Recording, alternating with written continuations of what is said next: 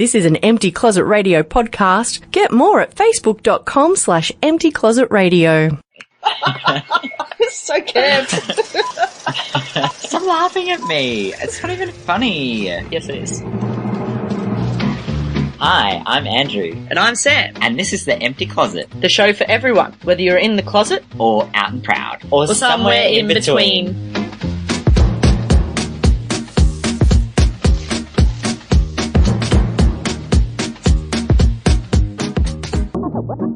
Coast FM, you're in The Empty Closet with Andrew and Sam. Now, we are bringing you this episode. It's been recorded live. I love that, Sam, recorded live, as if there's any other way to record it. In an alleyway at a cafe, which Sam just broke the news to me that this cafe is apparently the best coffee in Cairns. Apparently.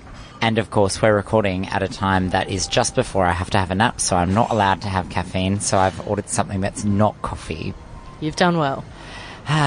Well, I'll have to come back at some stage when I'm allowed to actually have caffeine, and then we'll see if it's the best coffee in Cairns or not.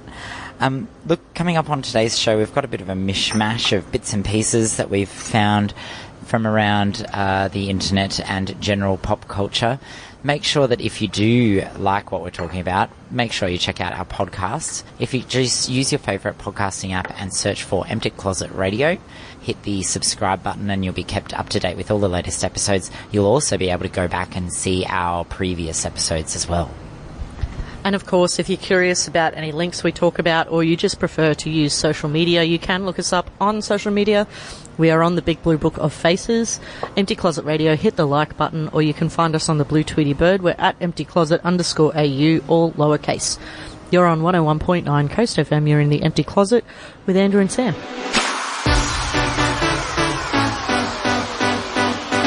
Empty Closet Radio. Listen to us using your TuneIn radio app on your smartphone. Very smart. 101.9 Coast FM, you're in the Empty Closet with Andrew and Sam. Now, Sam, you've told me, I've got this sheet that has our running sheet of ideas that we're going to talk about, and there's a heading on here that I am very unfamiliar with. It's something about lesbian sex. Yes, you're not... lady-on-lady sex is not really something we associate with you, Andrew. Please, come and play in my lady garden. You're like, that's a terrible joke. Sam can't even talk because she's laughing. It's so bad. It's so bad. Anyway, this came up for a reason this week.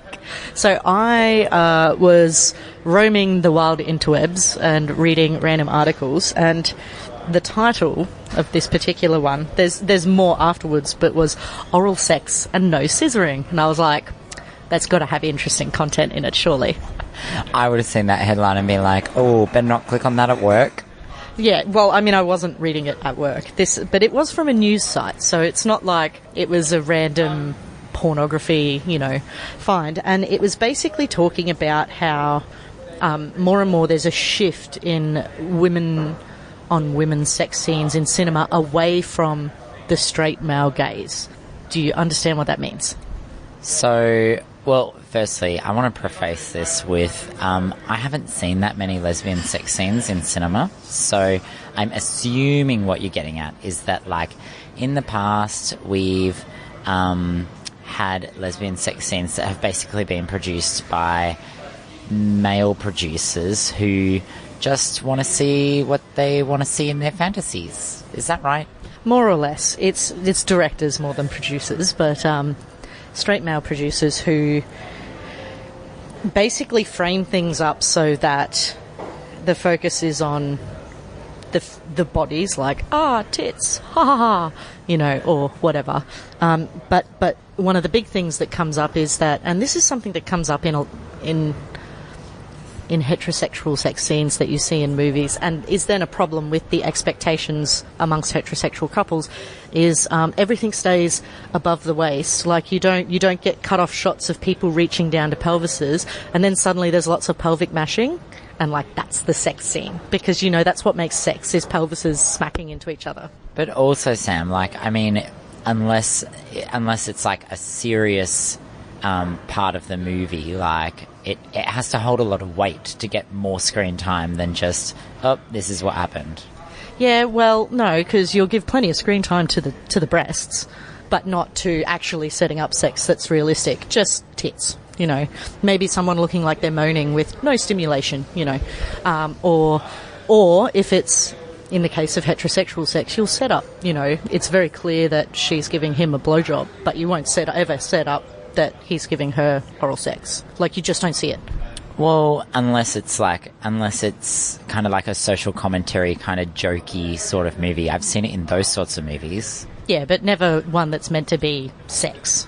Not a movie that takes itself seriously. Is that what you're saying, Sam? More or less. All right, got it.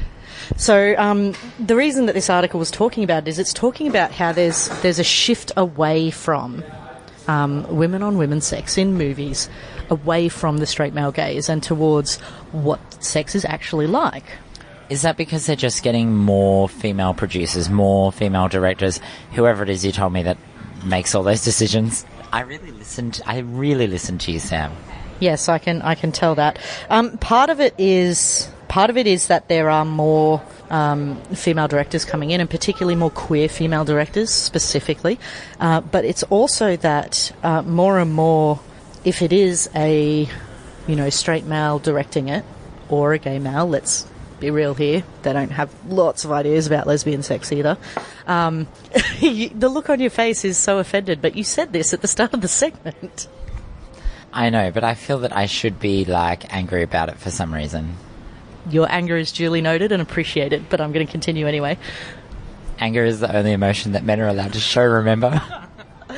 Anyway, but the idea is that they actually consult with people whose business it is to consult. So in the same way that if you're filming a movie about pilots, presumably you consult pilots, like about aspects of whatever, or you'd research it. So in the same vein, there's research being done in the same way that, if you're proclaiming that your movie is a BDSM benchmark, then you should probably, consult with some BDSM practitioners. So do you reckon that we'll ever get to a stage where we can see, more or less realistic, accurate sex in films? Well, we're getting to that point now, which is great. And I am really super keen to see some of the movies in this article. I'm going to put that article on our social media page. And in the meantime, we're going to wrap up. You're on 101.9 Coast FM. You're in the Empty Closet with Andrew and Sam. Oh, we're just getting started. Don't know what to do with our heads. So we Empty Closet Radio. Like us on Facebook.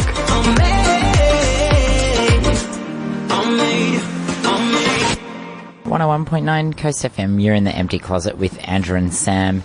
Now, Sam, there was one soap opera that I used to watch every day after school. You know how, you get one favourite one and then you get, sucked in? And I think it was a procrastination thing for me more than an entertainment thing. I mean, it was, vaguely entertaining, but it was definitely an outlet for me to just procrastinate and not do all of my homework during years 11 and 12 when it actually really counted that I was doing it. And that show is Neighbours. But you've come to me today with some news about Neighbours, which I actually haven't watched Neighbours for ages because I'm a long time out of high school now. And see, my exposure to Neighbours was always because it was, of the two major Australian soapies, it was the one that was preferred by one of my parents in the household, so that was the one we watched. But the news is that not only have they had the first proposal but on Australian television, but Neighbours upcoming will have the first same-sex wedding. That's on a television show, not a documentary or something that is made in Australia. So it's kind of fitting because Neighbours is Australia's longest running soapy or drama, depending on what you think. And they had the proposal in May between a long-time gay couple, Aaron and David, who I remember one of them from the show, but not the other. You would remember them if you saw pictures, Andrew. I'm pretty sure they came on the scene after I stopped watching. I can't overstress how long ago this was for me. Unfortunately, it was many, many years ago that I was procrastinating watching Neighbours instead of doing my homework. I understand that, but I think you're underestimating the abs that are on the show, and I just think that you would appreciate that. But anyway, so this is something that that the actors have actually been pushing for a year, like since marriage equality went to vote, basically because they wanted to be the first in Australia to feature a same-sex wedding on their program, but also because it's something that people need to see. Like, members of the public need to see that needs to be normalised as part of your media viewing. Yeah, Neighbours is obviously made in Victoria, and Victorians are a bit like that. They're like, we want to be first, we want to be the most progressive, so it does not surprise me at all that they're like, hey, let's do this. We'll make sure that we have a wedding. I wonder, so having not really knowing the characters that well myself, are they the sort of characters that could be actually just like straight boys and they just say that they're gay on the show? They have making out, if that's what you mean. Like, they show elements of a relationship. Okay, yep, so I get that. But what about, like, I want to know if one of them's femme. That's basically what I want to know. I am not familiar enough with the characters to be able to tell you that. I really, really hope that one of them is femme, or both of them are femme, because I feel like there's this big thing that's happening at the moment that's like, there's a whole generation of gay men that don't see any role models for themselves, because there's heaps of like uber mask gay male role models, but I don't think that there's a lot of like role models that embrace their femme characteristics. Do you think that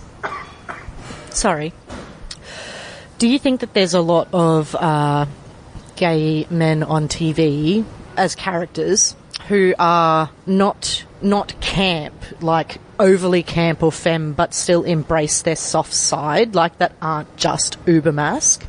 No, it's made into a massive joke all the time, every time there is. Like, if you watch, for example, Will and Grace, that's like, it's full of gags that are about basically like feminizing men and making a joke of it. Like, I would like to see someone being treated seriously, and it just so happens that that their character might be a bit more femme. I would like that, but I don't think that it's realistic. I don't think it's realistic to expect that the industry as it stands at the moment will be able to deliver that for us. I think the industry delivers it in the extreme. Like, drag queens are not just treated as a joke. There's a lot about drag queens now. But they sometimes still are treated as a joke. But then there's nothing in the middle. You either have to be like a cross-dresser or uber mask, and there's no grey zone. Yeah, I think there should be more characters in the grey zone. Well, I have my suspicions that these boys are not both uber mask. I don't think that they will be soft femmes, but I could be wrong. Maybe you should watch and find out. Maybe I should. I should watch and find out. I'm sure that my expectations will be fulfilled. And there's a wedding coming up, and you can watch that. I'll have to make time in my busy schedule for a TV wedding. What was the last wedding we had on TV? Oh, who was that royal person who got married? Hey, what happened to you? I know you wonder too. Empty Closet Radio, because no one else wants to be stuck in the closet. God. I've been thinking of you. 101.9 Coast FM, you're in the Empty Closet with Andrew and Sam. Sam, we talk a bit about coming out on the show, and there's a bit of a process involved. And I think it's worth talking a bit about the whole coming out process. For everyone, it's a little bit different, and I feel like the steps in the process could be applied not just to coming out about your sexuality, but coming out about anything to do with yourself. So the first step for me is like knowing that truth about yourself and admitting to yourself that, yes, this is part of who I am. And then the second step is around, after you've admitted it to yourself and accepted that, then the next step is around, do I need to get any extra support around this? Like, do I tell other people? And then generally the next step is like, where are the other gay people? Or maybe I need to like learn about how does this community work? How do I fit in? Where's my place in this world?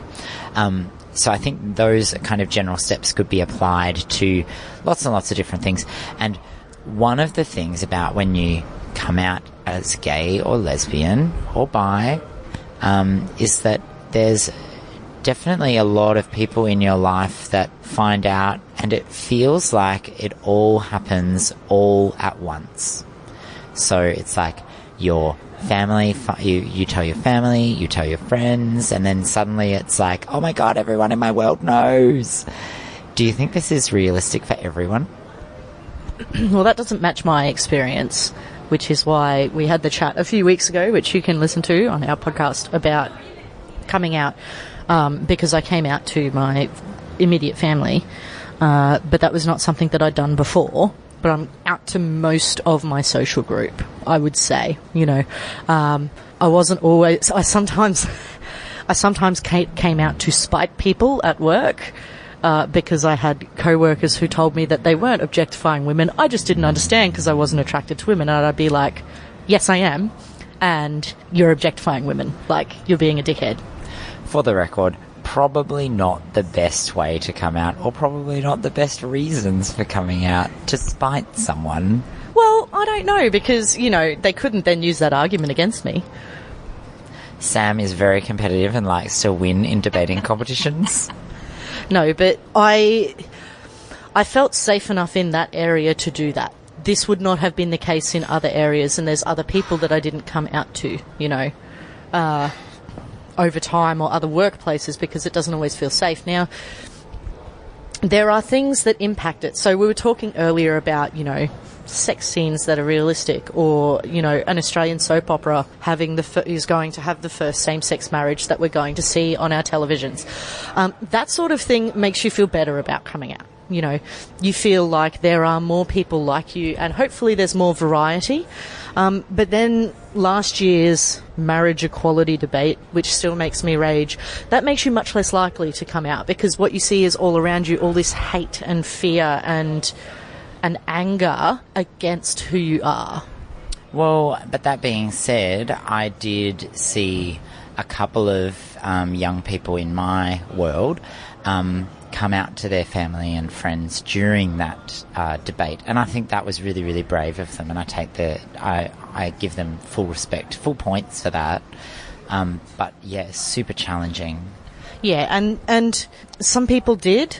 Some people, it made them less likely to come out, and this has been backed up by a study done by the ABC. Yeah, so I think the statistics kind of show that perhaps my friends who came out were anomalies. Maybe they were outliers in this. They're statistical outliers, Sam. I love statistical outliers. They're the best kind of people. Well, I mean, they can be, or they can be terrible people. It depends on which way the statistics go. But what this study found was that millennials, so not Gen Z, but 18 to 20, they were talking about 18 to 29-year-olds. Millennials go a bit older. You're looking at mid-30s to late 30s now. But 18 to mid-30s-ish is the millennial generation. So the younger bit of the millennials, nearly half of them, 47%, have not come out to a single other person. They know that they're queer, they know that they're part of the rainbow community, but they haven't come out to anyone else. Do you think this stems out of, maybe there's no need to come out? Well, according to the responses, no, they're afraid to come out. Oh, right, okay. Yeah, they measured that too.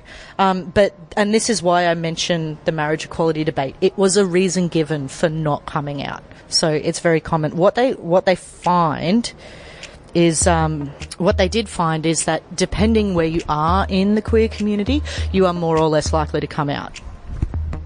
All right. So there's a little bit more to this study. Let's talk about that after this track. You're on 101.9 Coast FM in the Empty Closet with Andrew and Sam. Pink like the inside of your baby. Pink, pink. Empty Closet Radio, facebook.com/Empty Closet Radio. Maybe pink like the holes in your heart. Baby, pink is my favorite part. Coast FM. You're in the Empty Closet with Andrew and Sam. Now, we've been talking about a recent survey that's been carried out about young LGBTI people who are in, the age group, 18 to 29, Sam. So they're like loosely the young millennials. Yeah, that's correct. And we're talking about how nearly half of them have not come out to anyone but themselves. So even they haven't even got to the point of, do I come out at work or not yet? Like, they haven't come out to their friends or anything. But what they did find is that if you are a gay man or a lesbian woman, you are twice as likely to come out as a young bisexual man. And bisexual women are more likely to come out than bisexual men, but it's still far less likely than lesbians and gay men.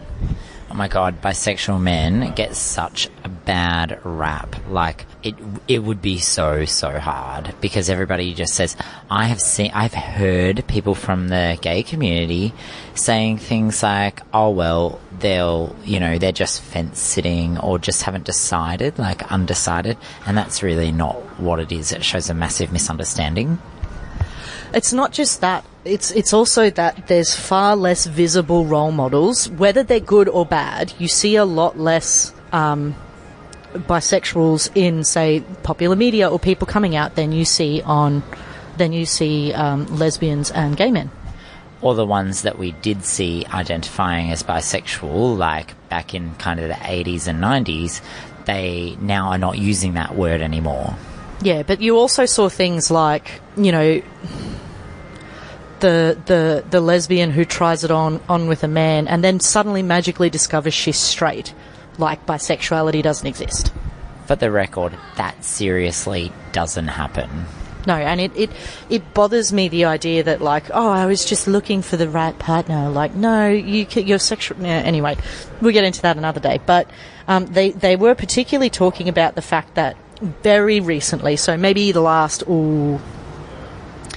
5 to 7 years, you're starting to see more nuanced portrayals of bisexual women, where they're not just raging horn dogs looking to be the unicorn third in every straight man's fantasy with his partner.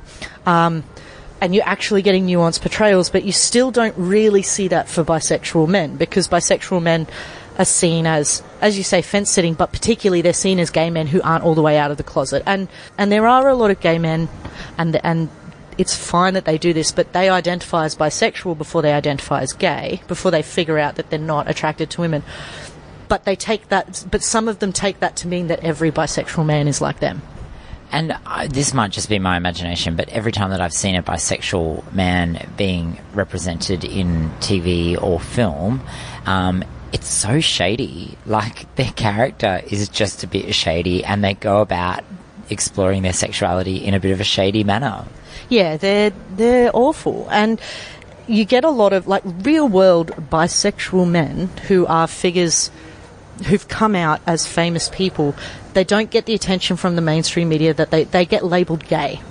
Or, if they're in a long-term relationship with a woman, their sexuality is completely ignored. So everyone thinks they're straight.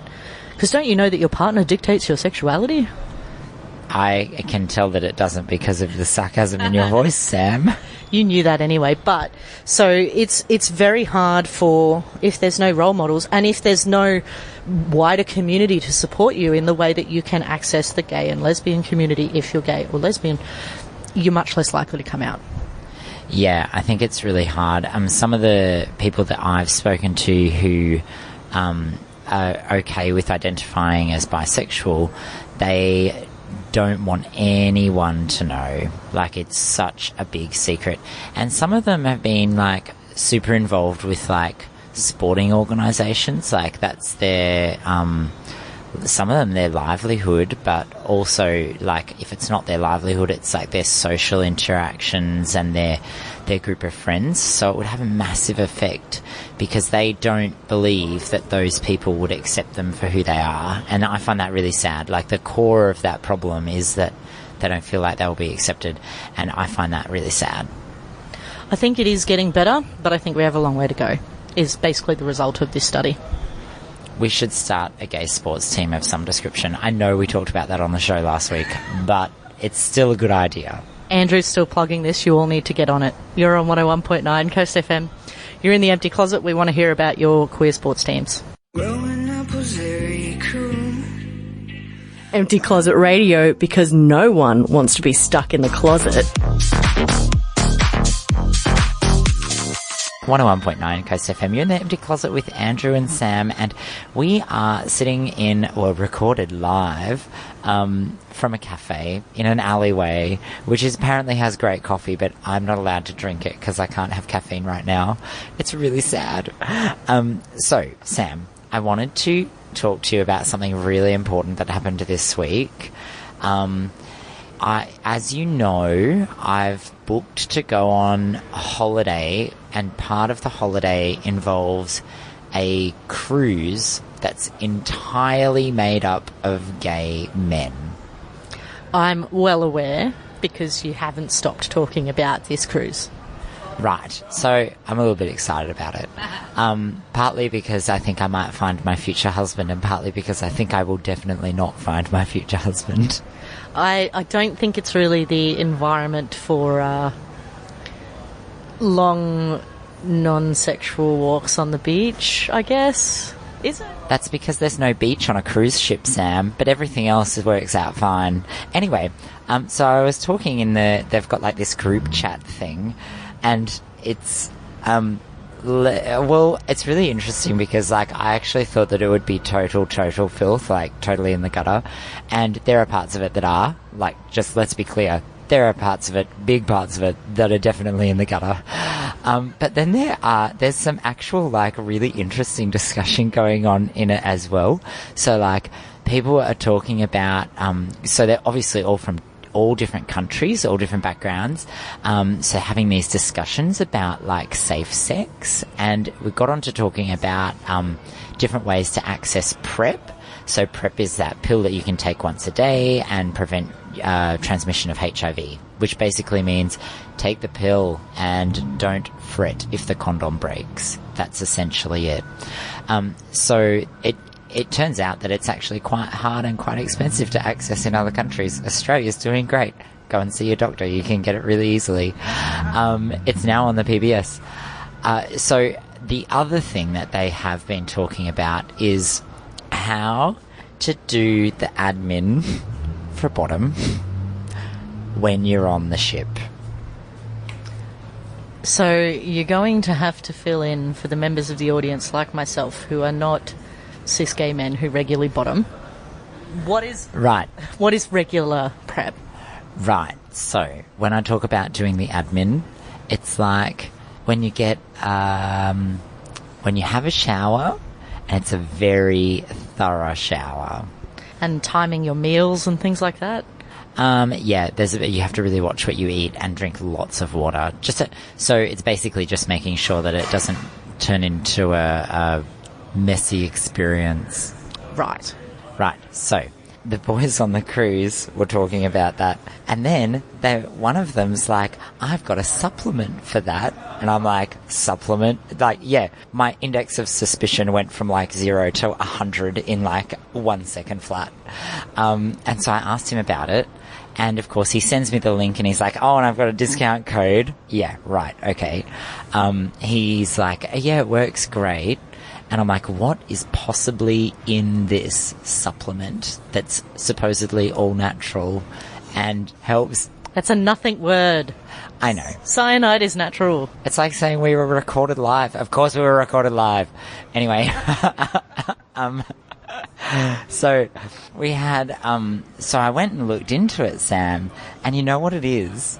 It's, so this company, they're making these little capsules of what is essentially, glorified Metamucil. Sam can't even talk because she's laughing so much. And I thought to myself, I was like, I'm really not sure whether this is worth paying, wait for it, Sam, to get it in Australia. It's like $60 for a little tub of it. No. Exactly. My wallet like nearly quivered when I read the price. So then I decided to do some more research, and I looked into what's actually in it. So flax seeds and, now I'm not going to be, psyllium husks. And there's something else, chia seeds and aloe vera. And that's like, I know, aloe vera. I think they added on the aloe vera just as like a marketing thing. It probably has to have like one tiny seed of the aloe vera plant so they can claim it. But essentially it's like, here's a bunch of fiber, eat that. Roughage. Yeah, here's a bunch of roughage. I mean, you could just have some like hardcore multigrain bread and it wouldn't cost you $60. Yeah, exactly. Or you could just go and buy all those ingredients from the supermarket like I did and it would cost you like $5. So I've done that, and I tried my first little bit of my homemade supplement a couple of days ago, and we'll talk about the results after the break. Don't wait until the morning. Tell me what you think you know. Empty Closet Radio, 9 p.m. Tuesdays, 101.9 Coast FM. Just to feel alive. 101.9 Coast FM. You're in the Empty Closet with Andrew and Sam. Sam, we're talking about supplements, but this is a supplement to achieve a very specific goal. And it's a very specific goal that's probably really only relevant for people who are wanting to have anal sex. Let's be honest. Specifically people who are wanting to be penetrated during anal sex. Yes. Yeah, that's true. So this could be relevant to anyone in our audience for that, not just bottoms.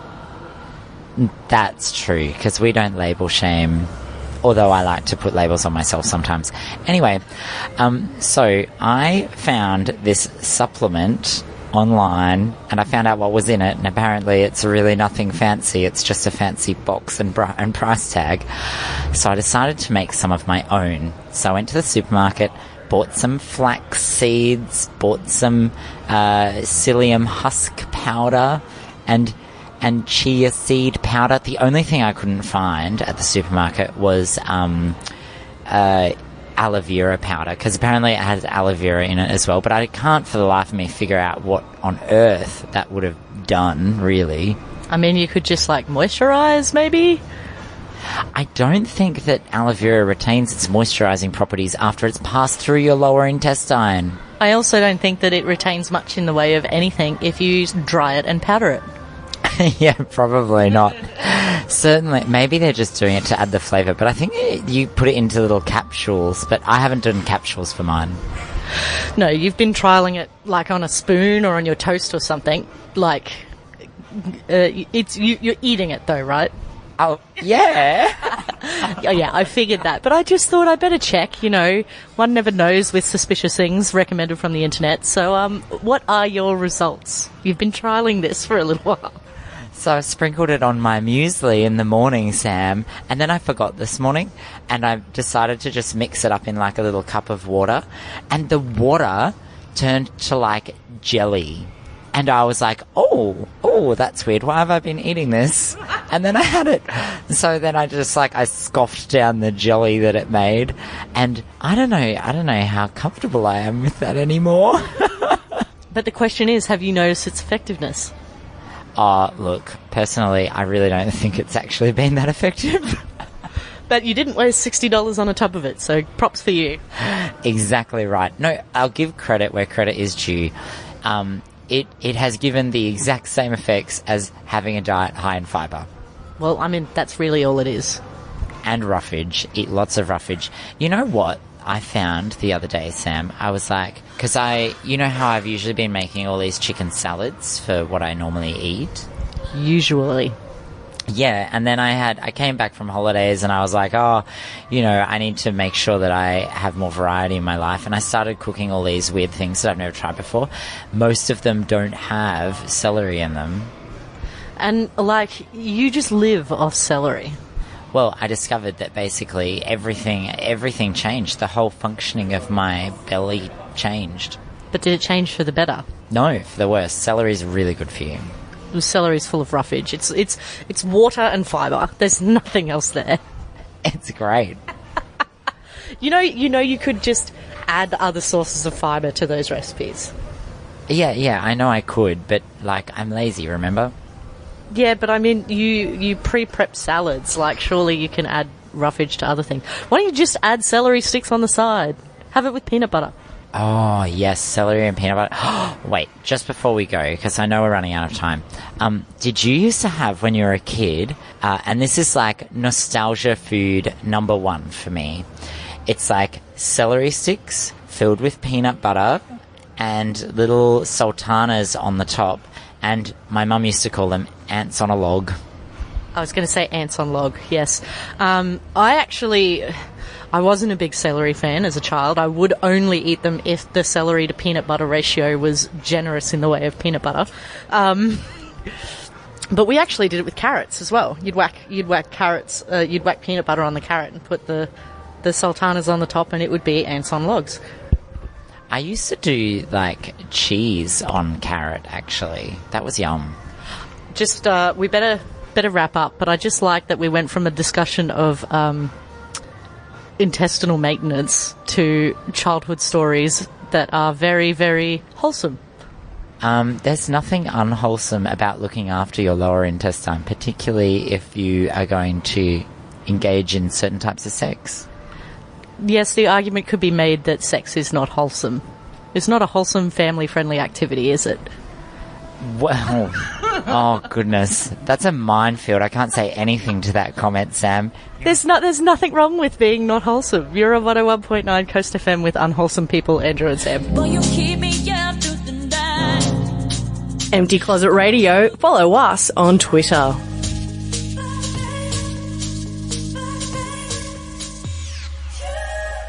.9 Coast FM, you're in the Empty Closet with Andrew and Sam.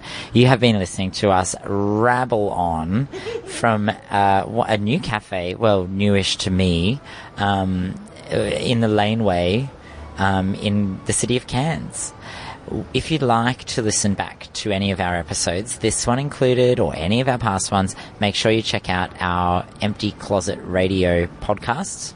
You can find it by just searching on your podcast app, or I think you can even search in your favourite search engine and it will bring it up. You can check us out on social media by checking out Empty Closet Radio. Hit the like button, or if you're on the Blue Tweeting Bird, make sure that you hit the follow button and you'll be kept up to date with any of the links for any of the stories that we've spoken about. On the Blue Tweety Bird, we're at emptycloset_AU, or lowercase. Right, yes. How would we survive without you, Sam? I leave out the important information all the time. You'd be just fine, dear. You're on 101.9 Coast FM. You're in the Empty Closet with Andrew and Sam. Made a mistake last night. Maybe I can make it right. Thanks for listening to The Empty Closet, brought to you by 1019 Coast FM Cairns.